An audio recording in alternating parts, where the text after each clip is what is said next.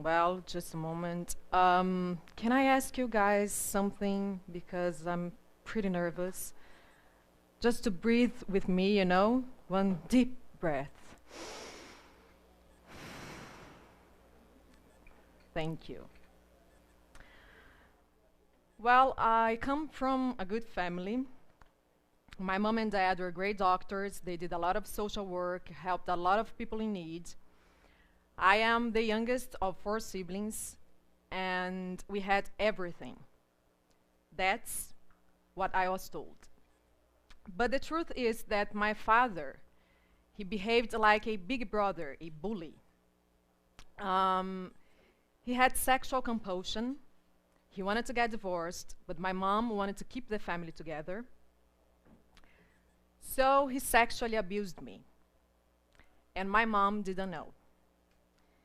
The result was I had my life stolen by a disease that today is the major cause of disability, according to the World Health Organization. I had depression, social phobia, compulsion, etc., etc., etc. And for you to have a clue how bad I felt, picture right now the most important person to you in the world. This person dies suddenly. Imagine the mourning feelings, the pain for losing someone you love so much.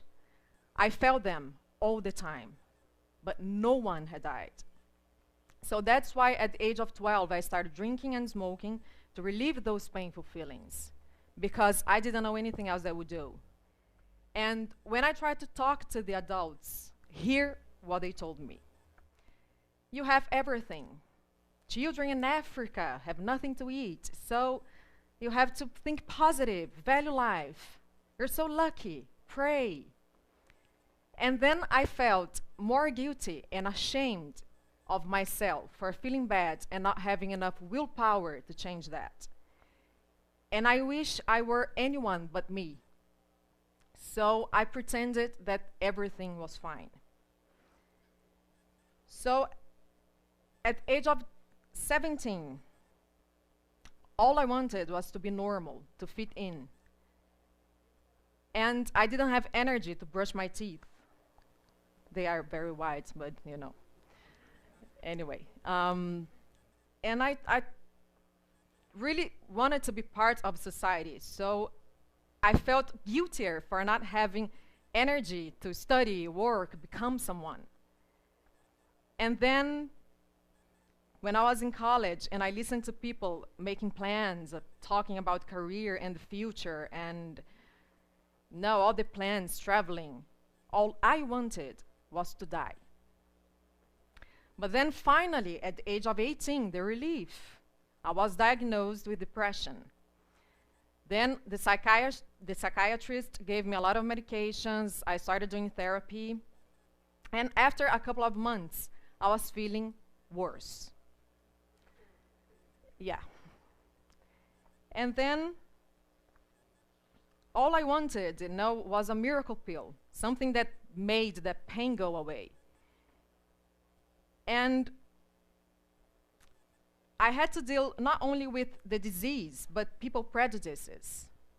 Because I'm not a catadora, but I was invisible, the disease was invisible. And being a suicide survivor, so it sucked, because I was already dead anyway. All I wanted was to kill that pain. But then after 10 years struggling to find the right treatment, I finally came across integrative medicine that combines conventional medicine and alternative medicine. And thanks to great therapists, I could set off on the inside journey. And then I found out that all the craziness that my mind went through weren't at all because of my father's abuse. But the problem was I was never listened. No one ever listened to me. When I would talk about my feelings and emotions, I was always, my mom would always come with judgments and comparisons. And I love my mom very much. And I never, never doubted her love. I know she loves me very much. But love without awareness hurts. And awareness was the main thing and ease that made me feel good. Thanks to meditation techniques, I could get to know myself, my deepest being.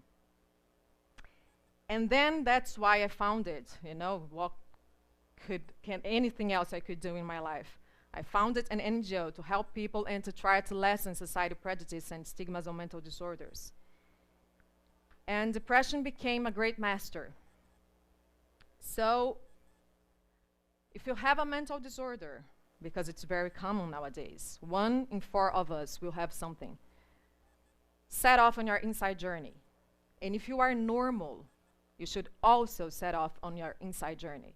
Because people, in a society where 1 billion people go hungry every day, while 1/3 of the food is wasted, something is pretty wrong.